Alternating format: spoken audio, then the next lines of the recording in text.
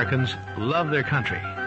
The rights we have under our Constitution were paid for in blood by our founding fathers and with the lives of untold American servicemen and women.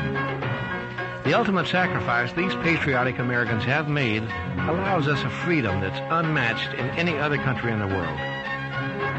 But what if an unexpected enemy threatened to remove all liberty protected by our Constitution and to substitute in its place a complete police state dictatorship that knows no law, limited only by its own whim? The following program is an urgent wake-up call to the nation in which Dr. Gene Schreoder presents evidence that just such a threat now exists from a self-proclaimed enemy within, an enemy whose own documents reveal the ultimate intent to completely control the lives of all Americans. This is a presentation of those documents. You be the judge. And now, Dr. Gene Schreoder.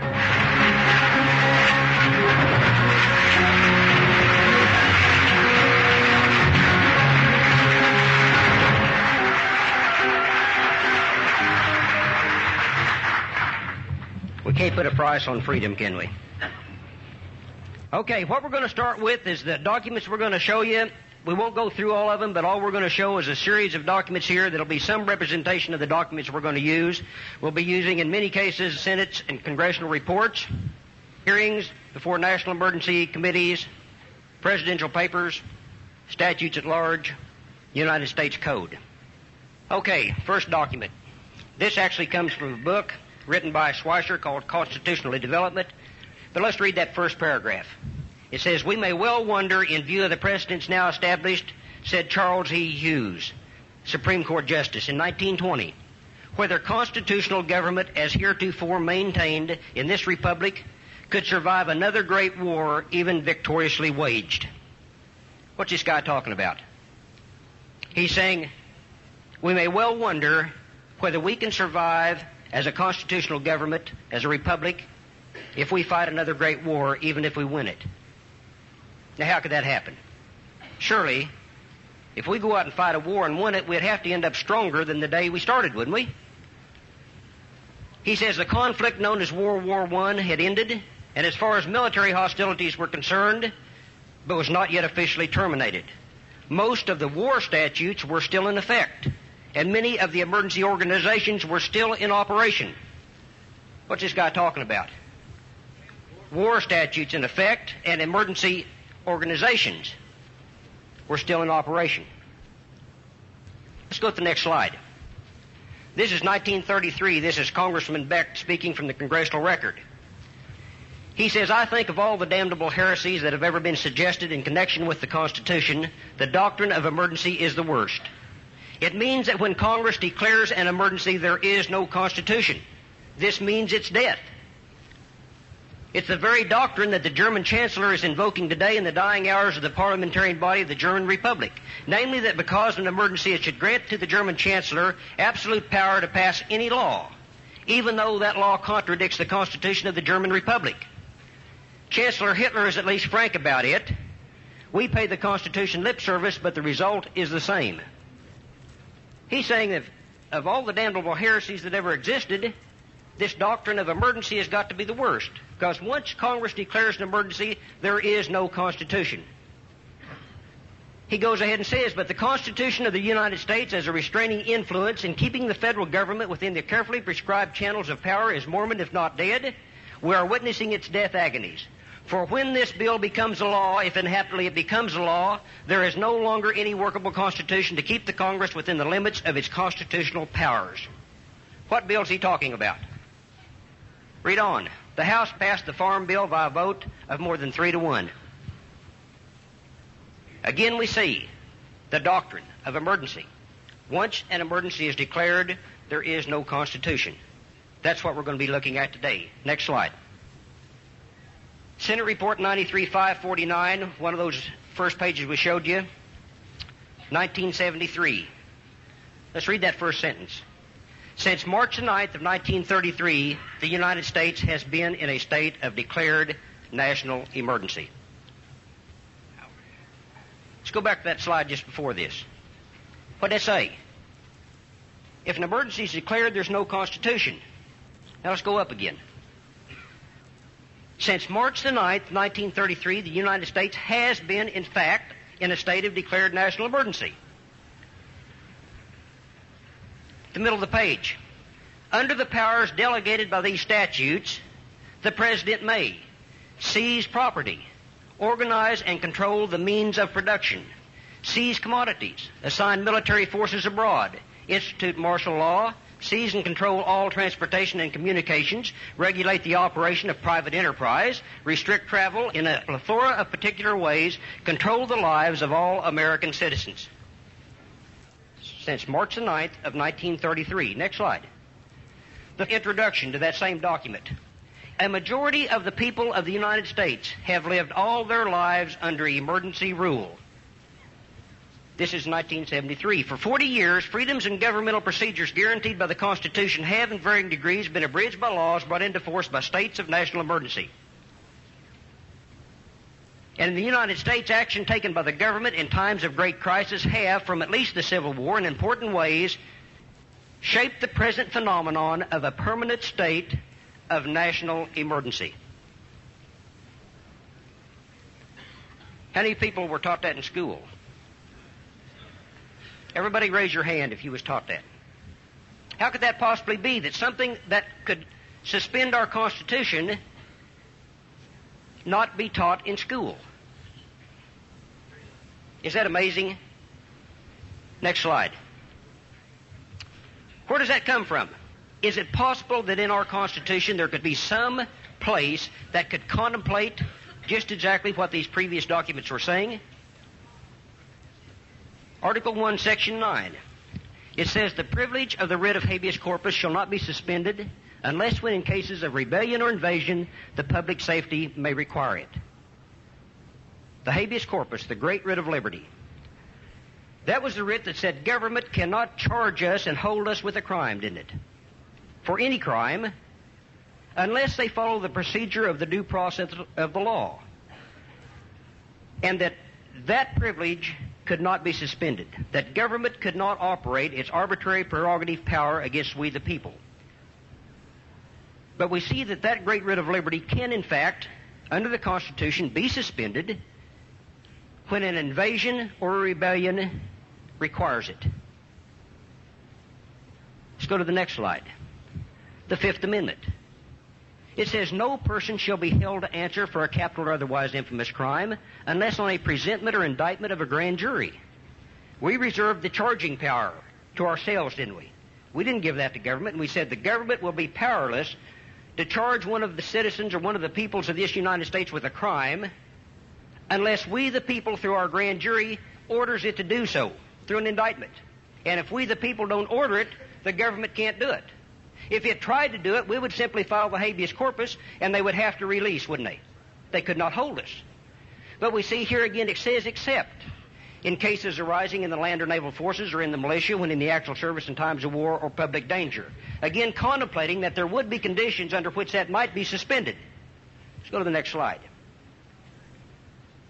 This is from Senate Report 93-549, and remember that our congressmen wrote these reports and these documents. And they're talking about these emergency powers, and they say they are quite careful and restrictive on the power, but the power to suspend is specifically contemplated by the Constitution in the writ of habeas corpus. Now, this was well known. This is not a concept that was not known to rulers for many, many years. The concepts of constitutional dictatorship went clear back to the Roman Republic. And there it was determined that in times of dire emergencies, yes, the Constitution and the rights of the people could be suspended, temporarily, in fact, until the crisis could be resolved, the invasion could be repelled, or whatever. But once it was done, then that Constitution returned back to its peacetime constitutional structure. That situation in France is called the state of siege. In Great Britain, it's called the defense of the realm acts. In Germany, under which Hitler became a dictator, it was called simply Article 49. In the United States, it's called the war powers. Next slide.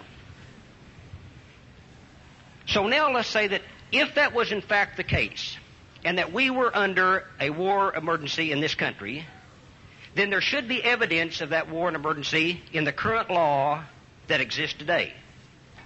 That means that we should be able to go to the federal code called the USC, the United States Code, and find that statute, that law in existence at the libraries currently, shouldn't we? And if we went to the library today and picked up a copy of 12 USC and went to section 95B,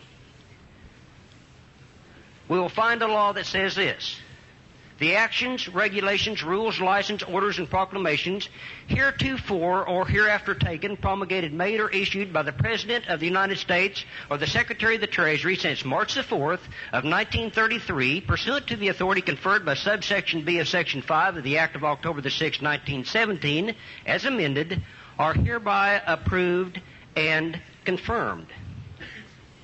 Then we see March the 9th, 1933, Chapter 1, Title 1, Section 1, 48, Statute 1.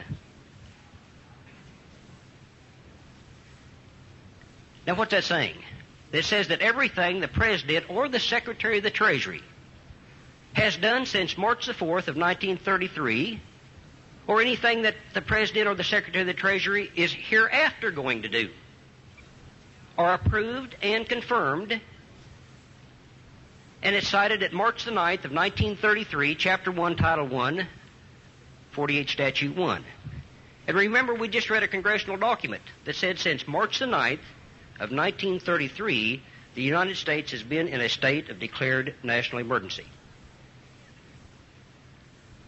How could that be? This is the current law. This is the law that exists over this United States right today, tonight.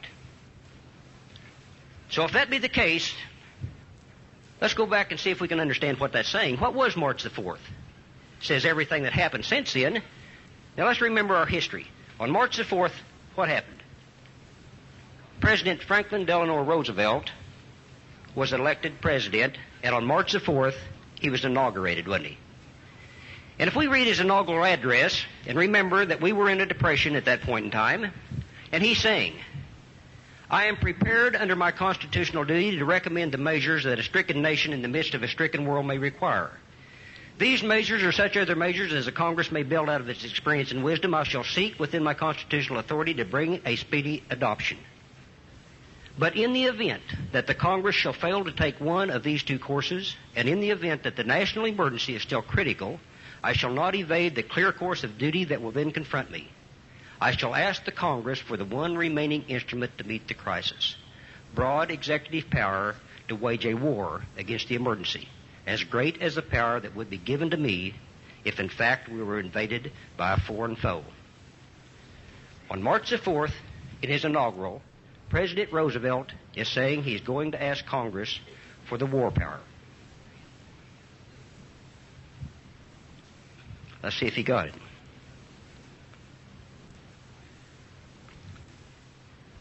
We'll look at a couple of proclamations. But on March the 6th, he asked for a special and extraordinary session of Congress. That was Proclamation 2038. We'll show it to you in just a few minutes. And he called for a special session of Congress to meet on March the 9th at noon, 12 o'clock. And at that Congress, he presented a bill of March the 9th, 1933. It was an act to provide for relief in the existing national emergency in banking and for other purposes. Let's read the enabling part of that act. It says, being enacted by the Senate of the United States, or the House of Representatives of the United States of America in Congress assembled, that the Congress hereby declares that a serious national emergency exists, and that it is imperatively, necessarily, speedily to put into effect remedies of uniform national application. Now here we have an important concept we must understand. What is this rule of necessity? This imperatively, necessary, speedily. The rule of necessity is a rule of law. And it says, necessity knows no law. This is the rule, let's say, of self-defense. The law says thou shalt not kill. But also we know that if you're in dire danger, in danger of losing your life, then you have the absolute right of self-defense. You have the right to kill to protect yourself, don't you? That is the ultimate rule of necessity. So consequently, we see that the rule of necessity overrides all other law and, in fact, allows one to do something that is against the law. So automatically, when we see that enabling act, that automatically tells us that the following is probably going to be something that's against the law. It's probably going to be against the Constitution, or we wouldn't have to use the rule of necessity to enact it. So now let's see what this law says, or this statute said on March the 9th. Title I, Section 1 says the actions, regulations, rules, license, orders, and proclamations heretofore or hereafter taken, promulgated, made, or issued by the President of the United States or the Secretary of the Treasury since March the 4th, 1933, pursuant to the authority conferred by subsection B of Section 5 of the Act of October the 6th, 1917, as amended, are hereby approved and confirmed. Where'd you heard that before? Back up 3 slides. This is the current law of today. This is Title 12, USC 95B. If you will observe that language, you will find that this language is exactly the same as March the 9th, 1933, Chapter 1, Title 1, 48 Statute 1, the Act of March the 9th. Go back forward. So we see that this Act of March the 9th, 1933 is still in full force and effect today. We are under the rule of necessity. We are under an emergency. Okay, let's go forward. Now, the authority to do this is conferred by subsection B of Section 5 of the Act of October the 6th, 1917, as amended. What was that authority that was used to declare and enact this emergency in this Act?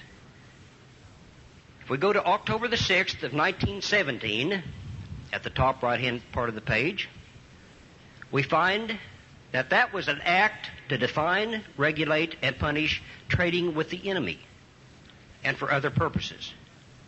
Because you remember in 1917 we entered World War I. And at that point we realized that there are probably enemies of the United States or people who are allies to the enemies of the United States that are living within the continental border of the United States. Therefore, we passed this act that identified who would be declared to be enemies. And in this act, we gave the government total authority over those enemies to do anything they wanted to do. But we'll also see at Section C, at the middle of the page, that it says other than citizens of the United States. And in Section C at the bottom, it says other than citizens of the United States. Because we realized in 1917 that the citizens of the United States were not enemies. Therefore, we were excluded from the war powers over the enemies in this act. Now let's go to 5B. This is 5B of the same act. 5 at the top, B. And it says that the President may investigate, regulate, or prohibit under such rules and regulations as he may prescribe by means of license or otherwise any transactions in foreign exchange, export or earmarkings of gold or silver coin or bullion or currency, transfers of credit in any form other than credits relating solely to transactions to be executed wholly within the United States. Again, you see that citizens and the transactions of the citizens were excluded from the war powers of this act because we were not enemies. And the citizens who made transactions wholly within the country were not enemies. Therefore, the government did not have the total authority over them as they did the enemies. Okay? Now, is everybody getting this clear? Do you see that we, the citizens, in 1917, on October the 6th, were not called enemies? Consequently, the government, under the war powers, did not have the authority over us. That we were still protected by the Constitution. Now, granted, over the enemies, they could do anything they wanted to do, but not over us. Now, let's go forward. And let's go back to the Act of March the 9th. And let's read on. And in Section 2, it says, Subdivision B of Section 5 of the Act of October the 6th, 1917, at 40 Statute L. 411, as amended, is hereby amended to read as follows. Reading right here. So now we see that they're going to amend Section 5B. And now let's see how it reads after it's amended. It says during times of war or during any other period of national emergency declared by the President. The President may, through any agency that he may designate or otherwise, investigate, regulate, or prohibit under such rules and regulations as he may prescribe, by means of license or otherwise, any transactions in foreign exchange, transfers of credit between or payments by banking institutions as defined by the President, and export, hoarding, melting, earmarking of gold or silver coin or bullion or currency by any person within the United States or any place subject to the jurisdiction thereof. What just happened? The people of the United States were just declared to be the public enemy. We were now the same as the public enemy. Now, is there anyone who does not understand that? This is a critical concept. Do I need to go over that again? Everybody's saying yes. Let's back up. Let's cover this one more time because it's a critical concept. We must understand this. In October the 6th of 1917, Congress passed an act at the beginning of World War I to take control over enemies that were within the continental United States. And they defined those enemies, that it identifies what an enemy is. But it excluded citizens of the United States from the definition of enemies, because we were not the enemies. We were the citizens of the United States. Forward one slide. And at Section 5B, we again see that the President can do anything he wants to over transactions of enemies. But again, we see that credits relating solely to transactions to be executed wholly within the United States that were not involved in transactions outside the United States could not be enemy transactions. So therefore, the government had no authority over we the people, the citizens, or our transactions, did they? Okay, let's take a 2-minute break right here, and then we'll come back. And now think about this for 2 minutes.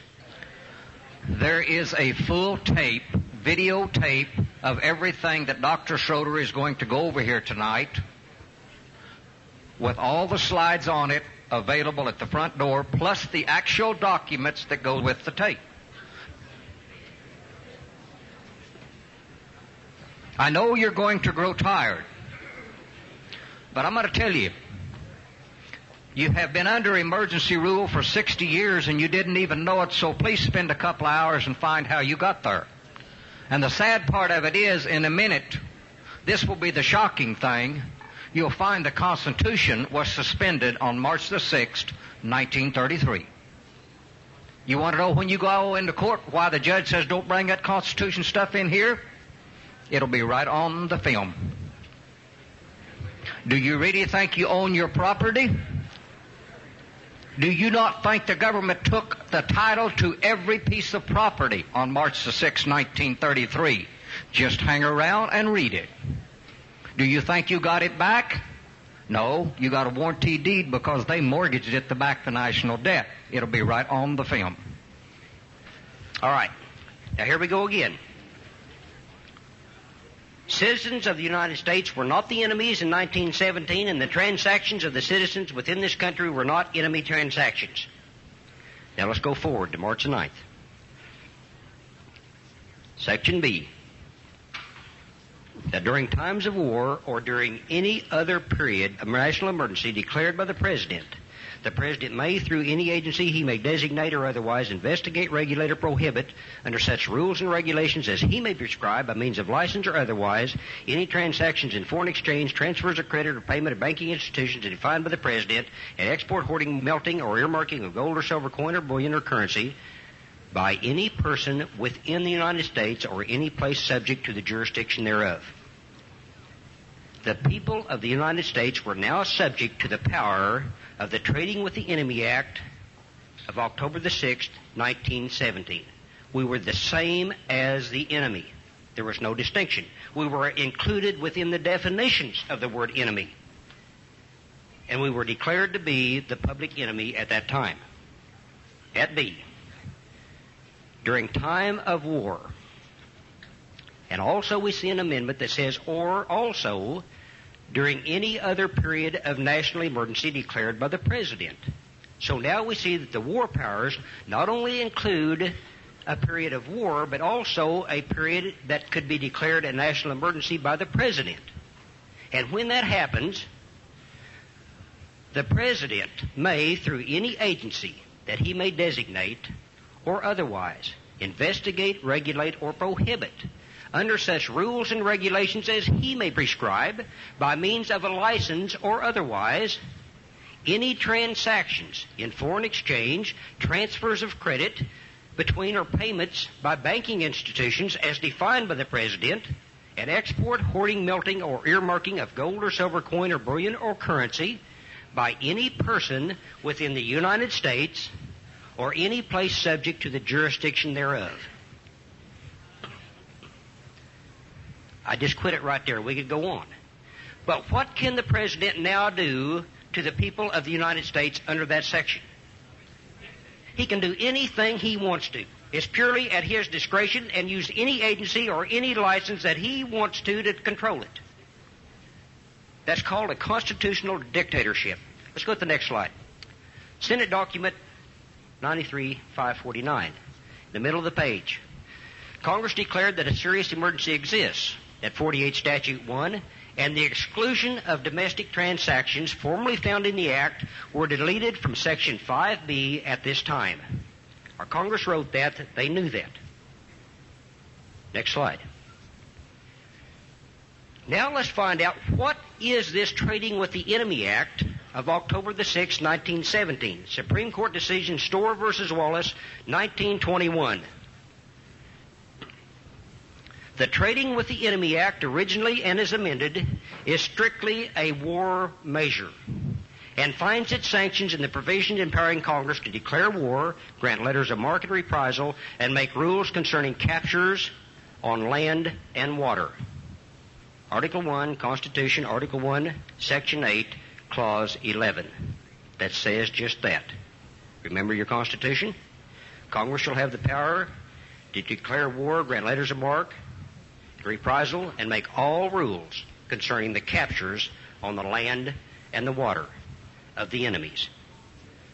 All rules. Next slide. If that be the case, let's look at the memorandum of law that now covers the trading with the enemy. Memorandum of American cases and recent English cases on the law of trading with the enemy. Remembering that we are now the same as the enemy. First off, every species of intercourse with the enemy is illegal. This prohibition is not limited to mere commercial intercourse. This is the case of the rapid. We'll go along quickly at the middle of the page. No contract is considered as valid between enemies, at least so far as to give them a remedy in the courts of either government. And they have, in the language of the civil law, no ability to sustain a persona standi in judicio. They have no personal rights at law in court. They are enemies. That's the Julia. Next case. By the general law of prize, and this is the law of nations, the prize law, property engaged in an illegal intercourse with the enemy is deemed enemy property. It is of no consequence whether it belongs to an ally or to a citizen. The illegal traffic stamps it with a hostile character and attaches to it all the penal consequences of enemy ownership. The law of prize is part of the law of nations. In it, a hostile character attaches to the trade independently of the character of the trader who pursues it or directs it. Condemnation to the use of the captor is equally the fate of the property of the belligerent and of the property found engaged in the anti-neutral trade. But a citizen or an ally may be engaged in a hostile trade and thereby involve his property in the fate of those in whose cause he embarks. Next slide. The produce of the soil of the hostile territory, as well as other property engaged in the commerce of the hostile power as the source of its wealth and strength, are always regarded as legitimate prize, without regard to the domicile of the owner. Next slide. the William Begley, in general during war, contracts with or powers of attorney, and so on, are absolutely suspended or terminated. And at the bottom, all rights of an enemy to sue in the courts are suspended. Next slide. At Section 2 of this Act, we find that the trade or commerce regulated or prohibited is defined in subsections A, B, C, D, and E of this Act. This trade covers almost every imaginable transaction and is forbidden and made unlawful except when allowed under the form of license issued by the Secretary of Commerce. This authorization of trading under license constitutes the principal modification of the rule of international law forbidding trade between the citizens of belligerents, for the power to grant such license and therefore exemption from the operation of the law is given by the bill. It says no trade can be conducted or no intercourse can be conducted without a license, because by the mere definition of the enemy and under the prize law, all intercourse is illegal. That was the first case we looked at, wasn't it? So once we were declared enemies, all intercourse was illegal. And then the only way we could now do intercourse that was legal was under the permission of the government through the license. Next slide. He shall have the power to restrict travel. Next slide. Certainly can restrict farming, can he? Next slide. If you want a job, you'll need a license to work. Next slide. Again, from that memorandum of law, but it is not necessary always to bear in mind that a war cannot be carried on without hurting somebody, even at times our own citizens. The public good, however, must prevail over private gain. As was said in Bishop versus Jones, there cannot be a war for arms and a peace for commerce. But one of the most important features of the bill is that which provides for the temporary taking over of the enemy property. Now keep this in mind, we're going to talk about this later. The temporary taking over during the period of the war. But once the war terminates, what happens? They have to give it back, don't they? Okay? The property that's confiscated under the belligerent right of government during the period of the war must be returned when the war terminates. Remember the ship in the harbor. War breaks out. The admiral says, "I'm seizing your ship." Can you stop him? No. But when the war's over, what does he have to do with the ship? He has to give it back, don't he? Let's keep that in mind. We're going to cover it a little bit later. Go ahead. The ultimate ownership of all property is in the state. Individual so-called ownership is only by virtue of government, i.e. law amounting to mere user, and must be in accordance with law and subordinate to the necessities of the state. All property is conscripted into the efforts of the war to be used as the government sees fit under the rules of necessity. That's Contracts Payable in Gold, 1933. That's the document. United States versus Russell, Supreme Court. Private property, the Constitution provides, shall not be taken for public use without just compensation. That's the peacetime clause, isn't it?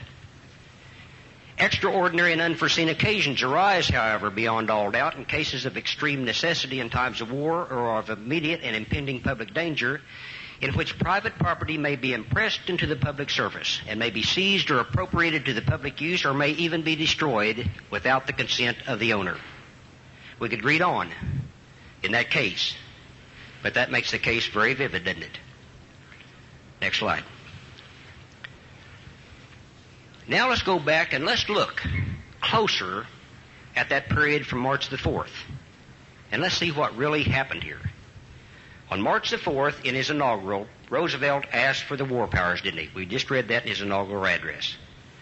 He called for a special session of Congress. But on March the 3rd, we're now looking at Hoover's papers. This was the day before Roosevelt was inaugurated. And Hoover had written a letter to the Federal Reserve Board of New York, dated on March the 3rd, 1933, asking them for recommendations about what we needed to do. The Federal Reserve Board responded with a proposed resolution that they had adopted at the bottom of the page, and it says, "Resolution adopted by the Federal Reserve Board of New York." And let's read it. It says, "Whereas in the opinion of the Board of Directors of the Federal Reserve Bank of New York, the continued and increasing withdrawal of currency of gold from the banks of the country has now created a national emergency." Now hold it. 1913, we passed the Federal Reserve Act, the central bank, the same one we started out in the very beginning of our Constitution. Maybe good, maybe bad, but anyway, there it was. And we said, we'll have a central bank. The people can take their gold into the bank. They've got big vaults to keep it safe. Put it on deposit. And the Federal Reserve Bank will simply issue you a note that says, anytime you want your money, bring the note into the bank and you can take the gold back out. That was a contract, wasn't it? With the people that says, we'll keep your gold safe, and when you need it, bring the note in and you can have it. That Federal Reserve note, prior to 1933, was redeemable in gold. But now the bankers are saying, well, these people are coming now in and wanting their gold and wanting us to honor this contract we have with them that says we'll give them their gold, and that's creating a national emergency. How could that happen? Let's read on. We also see that they resolved up there that this is an emergency. The Federal Reserve Board is hereby requested to urge the President of the United States to declare a bank holiday, Saturday, March the 4th, and Monday, March the 6th, saying we want him to close the banks. And they also proposed an executive order right there at the middle of the page. And at the middle of that proposed executive order, they said, we want you to say, whereas it is provided in Section 5B of the Act of October the 6th, 1917 as amended, that the President may investigate, regulate, or prohibit under such rules and regulations as he may prescribe by means of license or otherwise any transactions in foreign exchange, export, earmarking, gold and silver coin or currency, asterisks, quotation marks. Now, in any normal usage of the American language, that has to be an exact quotation, doesn't it? If it's not, that's a fraudulent use of the American language. At the point where that asterisk quotation mark began, what did the original act of March the 6th, 1917 say? It said, other than credits relating solely to transactions to be executed wholly within the United States, didn't it? That Section 5B of that act specifically prohibited government from taking control of we the people's money and transactions, didn't it? But here we're saying that under this authority, they can do it, and also the next section says that anybody that violates any provision of this act will be fined $10,000 or imprisoned for 10 years or both. Proposed by the Federal Reserve Board of New York. This is the end of this side. Turn the tape over now to continue listening.